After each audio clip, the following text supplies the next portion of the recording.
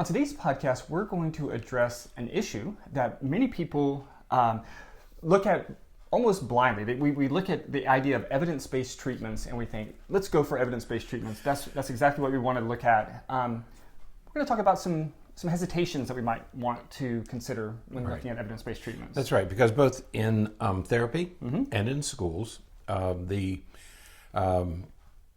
emphasis today is on evidence-based treatments or evidence-based strategies. That's all you hear, as though it's some kind of a gold standard that you have to have evidence-based treatments.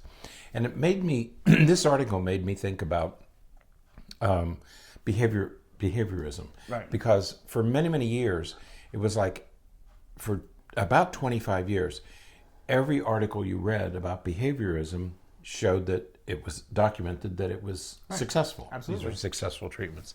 Well, then, starting in the 90s and early 2000s, researchers began to look at studies that weren't published. And there were many studies that weren't published. They didn't get published because they didn't get positive results. Right. Okay? But it made it look like everything that we did with behaviorism had positive results. And now, what this physician, this Dr. D.O., I don't know how he pronounces his name, Dobes, D-O-B-E-S? D-O-D-E-S, was at Harvard. He's an addiction specialist, and he raises the same question about cognitive behavioral therapy. Right. Because frequently, we will get referrals that will ask us to do cognitive behavioral therapy with a particular patient, or parents will come in and say, I'm looking for cognitive behavioral therapy. Well, obviously, they've been told by somebody that cognitive behavioral therapy is the therapy of choice or the gold standard. So they come in looking for that. Well, once again, as we did with behaviorism, we have people taking a second look at cognitive behavioral therapy, and this is one of those articles. Rightfully so. And I think that, we've talked for a long time about the idea, and so this is our idea, don't steal our idea, but we had the idea of starting a journal called the Null Hypothesis. Yes, right. Where we published articles that, from studies that did not find what it expected to find. That's right. And if you do that, if you do a research study and you don't get the results that you anticipate, that will not get published. If you don't get some kind of results, it just doesn't get published because the editors of these journals assume that either your procedures were flawed or your hypothesis was flawed. Or the researcher thinks that. The researcher anticipates, well, we must have done something wrong because this isn't consistent with all these other published studies. Right. And what they don't know, and as we're going to be talking about a little bit today, what they don't know is that there are probably lots of other research studies that aren't published either, that didn't have the expected findings. Right. And again, none of those were published. And another area that we're finding this, you mentioned behaviorism and now cognitive behavioral therapy, but we're seeing this also in medicine with antidepressant medications. Medication studies, right.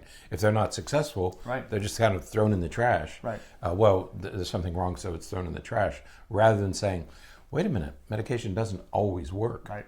And we know that clinically, but we also know that from research studies that don't show positive results. Right, yeah, there was some recent chatter, talk about antidepressant medications and how they are not as effective as the research would suggest that they are. And again, there's some indication that it's because there's a lot of information and a lot of data that have not been published as it relates to that. Yeah, we're going to do a study later on, maybe later on in the week or later on in the month, that talks about that. The serotonin hypothesis for depression, or the dopamine hypothesis with schizophrenia.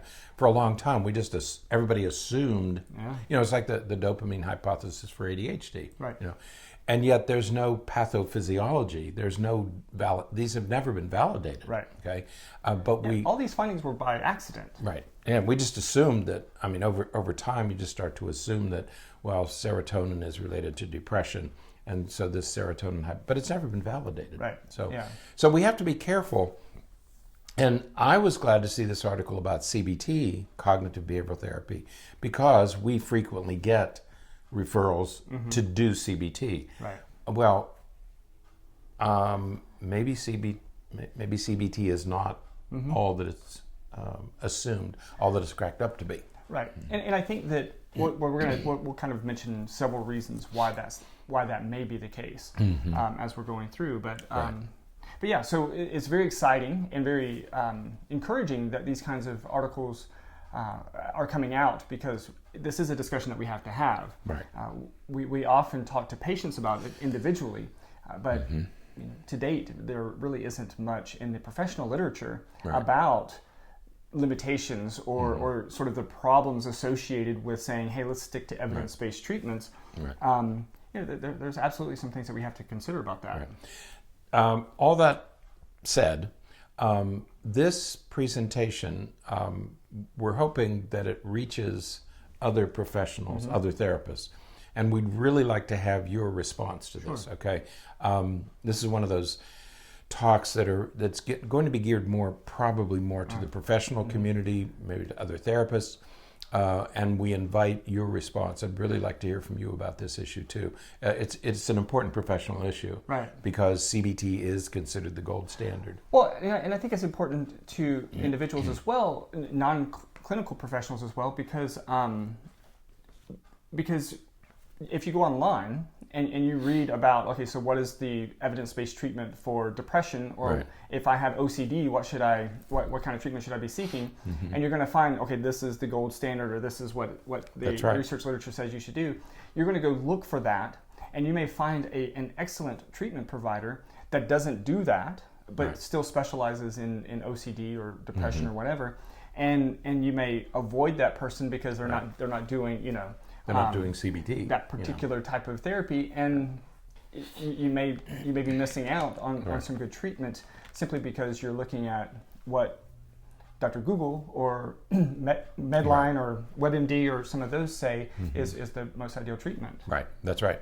Now, just by way of review, the title of this piece was "The Fallacy of Evidence-Based Treatment." That's what struck us initially, is this title, because we have often talked about this, that what is all this evidence-based this and evidence-based that, and so that title captured our attention. Now, this Dr. Dodds is an MD, psychiatrist, and he specializes in addiction, but the messages here go beyond addiction to all types of mental illness. And what he's saying is that if you look at studies that compare CBT to other types of psychotherapy, what you find is that CBT and psychotherapy, and by psychotherapy we mean trying to get to the root cause of a problem, okay, rather than dealing with this surface behavior. Because what cognitive behavioral therapy does is it focuses on the surface behavior. So we call it, it's called cognitive behavioral therapy because what the goal is to look at the way that you're thinking and to change your thinking with the goal of changing your behavior. And so if you're thinking, I'm lonely, the goal would be to not be lonely, and so you go be around other people. And and while that's great for some conditions, what we end up dealing with is that that this whole industry of self-help books is based upon cognitive behavioral therapy, basically. It's, what are your thoughts? What thoughts are leading to your behaviors, and how do we change that? That's right, because cognitive behavioral therapy is the next logical step from behavior therapy. Behavior therapy is, if you want somebody to do something, reward or punish. Okay, and cognitive behavioral therapy is, if you want somebody to do something, change their thinking to change their behavior. That's what cognitive behavioral therapy is. The problem with cognitive behavioral therapy compared to psychotherapy, which goes after the root cause, is that if you look at the studies, and this is the important contribution that Dodds is making here, is that the short-term effects are the same. So 3 to 4 months out, it looks like cognitive behavioral therapy is at least as effective as psychotherapy. So they look like they're the same. The problem occurs with relapse. So when we talk about addiction, we talk about relapse, that is return to drugs. When we talk about depression or anxiety, we talk about return of symptoms. So although we're going to be focusing on addiction, or he focuses on addiction, it applies to other types of mental illness as well. So what you get after 3 to 4 months, you get relapse. Yeah. The problem is with cognitive behavioral therapy is that in the first few months it's effective, people are able to use it, and then over time they either stop using it or it becomes less effective and you get return of symptoms. And this occurs in over 70% of people who do cognitive behavioral therapy. So it seems to be effective for 3 to 4 months. Well, that's when the studies are published. Okay. Yeah. So most I got studies these. only last that long. That's right. So I did it for 2 or 3 months. It was very effective. Cognitive behavioral therapy really works. It does for 3 to 5 months. Then you get relapse, and you get relapse in an overwhelming percentage of the patients that you've treated. Okay. Now, interestingly, he talks about 2 countries that adopted CBT because of these very positive findings. And each country has national health systems. One was Scotland and one was Sweden. And they said, wow, if this really works, we can get very rapid treatment, very short-term treatment, so it's not very expensive, and we get these positive results. So Sweden and Scotland adopted CBT for mental health issues. Both failed, and neither of them saved any money. They both had exactly the same problem. It was effective for 3 to 5 months. Now we're talking about tens of thousands of patients. So these aren't small studies. These are entire nations. And so we have all those data that support what Dr. Dodds is saying, that you get short-term efficacy, but you get very high rates of relapse. Yeah, and we'll get into some hypotheses as to why this might be happening. But the concern, of course, is that when patients come in for therapy and treatment, and we do cognitive behavioral therapy, and they have that 3 to 4 months of positive gain, they end up being discharged, and they will, they may go about themselves, or they just may discontinue treatment even if they're not formally discharged. And when those symptoms recur, we start getting into these interesting dynamics of feeling as though you're a failure, or some of this sort of self-deprecation, where the patient begins to look at him or herself as the cause for some of these symptoms, when in reality, we didn't really treat what was going on. We put at best we put a Band-Aid, or we put something over the injury, the psychological injury, and we covered it up. And we as some of my patients, and I'm sure yours too, as they put it, they ignored the problem. They attempted to distract themselves from the problem, and that doesn't fix anything. That's right. It's sort of in many ways what we've talked about before with medication. Many people will choose to medicate themselves to be able to find a way to tolerate a life that they're unhappy with. That's right. I'm unhappy at my work. So I take Xanax to deal with my anxiety. I'm so anxious at work that I take Xanax. That's covering up the problem. It's not dealing with the problem. The problem is you probably need to change jobs or change something about your job. But instead, you're just saying, I'll go to work every day and be miserable. I'll take this medication to make myself feel better. Yeah, so cognitive behavioral therapy, as Dodds is talking about here, in many ways does the same thing. It's saying, okay, these are your problems. Let's find a way to take your mind off of it and to think about it differently. That's not to say certainly that it doesn't help, that it's not helpful for everyone. There are 30 to 40% of people or so that do benefit from it, which is great. Still good. But we have to find a way to identify the 60 to 70% who don't. And that is a limitation in the research right now. We don't know how to differentiate those people from the people who will be successful. Because they stop coming. They drop out, and we lose track of them. Okay. Psychotherapy, on the other hand, which goes after the root cause, and again, if we talk about addiction or substance abuse, if you deal with the root cause, why are you drinking? You're drinking to self-medicate. I mean, that's the theory here. Is you're drinking to self-medicate. Well, what problem are you covering up with alcohol? Instead of Xanax, you're using alcohol. Okay. So what are you covering up? What are you trying to accomplish that you need this substance in order to make it from day to day? Psychotherapy deals with that underlying cause. And psychotherapy, the research with psychotherapy has been shown to be last longer, and have far lower rates of recidivism or return of symptoms. Right. Okay, and so the research data suggests that long-term psychotherapy is much more effective than cognitive behavioral therapy for long-term results. And that should that should make sense for the reciprocal reason. Right. The longer you have a problem, the more difficult it is to treat. Right. That's right. So it should make sense that the longer your treatment, the longer your recovery from symptoms, or the longer your symptom relief will be. Right. And so that should make sense. The more chronic, the longer, it's certainly going to last longer. So I like this idea of shifting and adjusting our perspective, because I think that there's a way, and we'll get to this, but I think there's a way to do both. Yes. I think there's a way to gain the benefits of cognitive behavioral therapy while also fostering and encouraging the benefits of psychotherapy. Well, and it is the clinician. It's therapy as art.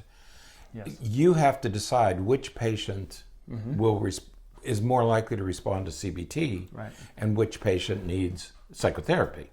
Well, and I think that even more specifically, what symptoms are going to respond better to cognitive behavioral therapy and which symptoms are going to need a little bit of a deeper investigation. And it's a clinical decision that a skilled clinician has to make, is that when I hear this story, I think we should do psychotherapy. Right. When I hear this story, maybe CBT. Right. That's a clinician's decision, and it comes from wisdom, knowledge, and experience. Right.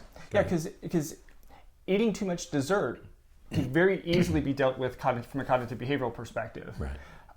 But feeling depressed about one's difficulty in fostering healthy relationships, that's going to need psychotherapy. That's going to last a little bit longer and a bit of a deeper dive. That's right. Now, as we close out here, one final thing. You mentioned this earlier. You teach a person to do cognitive behavioral therapy, and it will serve them well for several months. The likelihood is a 70% chance that it's going to fail, and they're going to have return of symptoms. The unintended consequence of raising something to a gold standard is that if the patient fails, they blame themselves. And now you're into a vicious cycle of unintended. So the unintended consequence is the patient feels shamed, guilty, somehow flawed, that it's their fault, that, well, if this is the gold standard and I can't use it properly, there's something wrong with me. Okay, and so you can actually make things worse. Okay, by telling somebody this is the gold standard, this should work. I had a woman, a behaviorist one time, long time ago, said, well, if it's not working, they're doing something wrong because it has to work. That is sort of a narrow view of... Physicians say that about medication. Right. Yeah. This should work. So this issue of unintended consequences, we're going to do another a podcast at a later time about treating obsessive compulsive disorder and the unintended consequences of focusing on just one aspect. Yeah. So there's a link here, and we'll talk about that. Yeah. Now, before we go, wanted to mention a couple of things about why things become evidence-based and why we don't see that there's these limitations. And one of them we already talked about, and that was the fact that most research studies only last 3 to 5 months. And so it's capturing those initial gains, but not necessarily capturing the follow-up or the long-term effects. There are a few that do that, but what we end up with is something called recidivism. Recidivism? No. We end up losing patients. And so we have patients who make it through the initial portions of the study, but they don't, we get dropout, and patients don't return for long-term follow-up. Those that do return for long-term follow-up tend to be those who are doing well because they want to come back and talk about how well they're doing. Those who maybe aren't doing as well don't come back to talk about things. It's very hard and very expensive to do research. It is. And people typically don't do long-term studies for that reason. We tend to do shorter studies that last, like you say, for several months.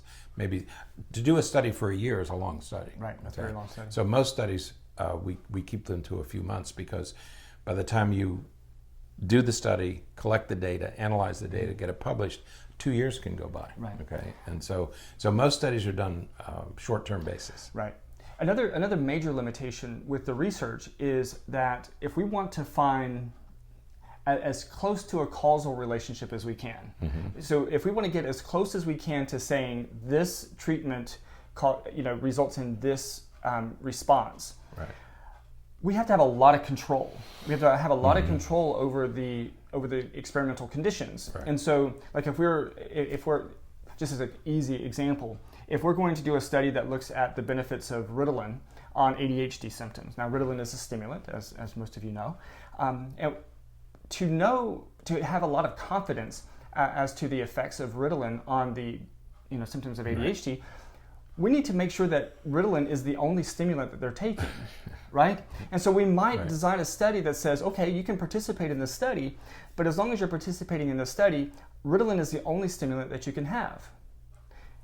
Which means no caffeine, no sugar, no, you may have to cut out a lot of simple carbohydrates. You may have to cut out a lot of things that are typical, normal things that people consume on a daily basis, because you want to have enough control over it to say, these benefits are because this is the stimulant, this is the medication that they were taking. If we apply that to cognitive behavioral therapy, what's happening here is that now we're having to have control over a lot of the things that the patients are doing.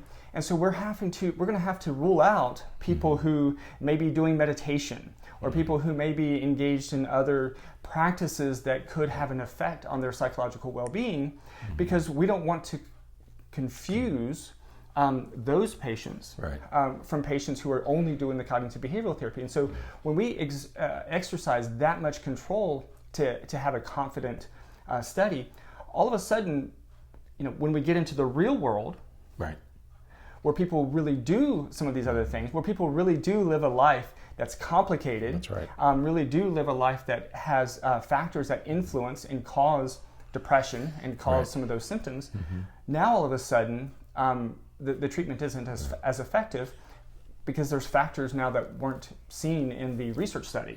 People comment about animal studies. But the advantage of animal studies is we can control the conditions. Everything. We can control everything about it. We can control how much light and dark they see, everything. And you can't control that in humans. What if you're doing CBT and somebody doesn't sleep well, or sleeps too much or too little, or there's domestic problems, there's family problems that they're dealing with, or for kids there's school problems they're dealing with, or they're dealing with bullies. All those things can confound our conclusions. Okay, and so we have to be very careful when we do human research, and that's why we like to do animal research, because we can control the conditions. Remember, all the research that we do is based on farming. It has its basis, and so you could control the conditions completely with sunlight, with water, with seeds, with everything. You had complete control of the conditions, so you could study one variable at a time and say this A caused B. It's much more difficult with humans. When we get into psychological research and medical research, it's far more complicated than you can imagine. And I know that my students, when I teach research design and research methods and stuff, they get frustrated with that sometimes, because you have to think of everything. You have to think of as many things as you can, because as soon as you think that you're ready, there's another factor that's going to come into play that you're going to have to, like again with the Ritalin thing. What about nicotine? So now all of a sudden you have somebody who's smoking or exposed to secondhand smoke, and now there's another. So things you may not even think about that are going to influence some of these studies. And so again, we end up with studies that talk about evidence-based treatments and evidence-based science, but know that they're rooted in a very well-controlled experimental design that may not represent true life. That's right. And so be careful of gold standards. And that's the message here. Whether it's behavioral therapy, cognitive behavioral therapy, medication, meditation, no matter what it is, be very careful of thinking, this is what I need and it should work. Absolutely. Because different things work for different people. And if the treatment that you're using fails, it's not your failure. Okay? And that's the other important thing. That's the unintended negative consequence. Absolutely. Okay? So don't blame yourself. Perfect. So, all right. Well, that is it for today. Until next time, stay happy, stay healthy, and forget to be afraid.